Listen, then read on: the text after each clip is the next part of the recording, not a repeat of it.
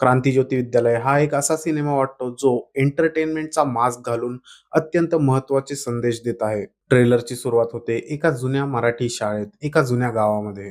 तिथे त्याच शाळेतील जुन्या बॅचचे स्टुडंट्स जमलेले आहेत आणि त्यांना कळते की त्यांची ही शाळा पाडली जाणार आहे आणि तिथं बांधलं जाणार आहे एक भव्य मोठं इंटरनॅशनल स्कूल.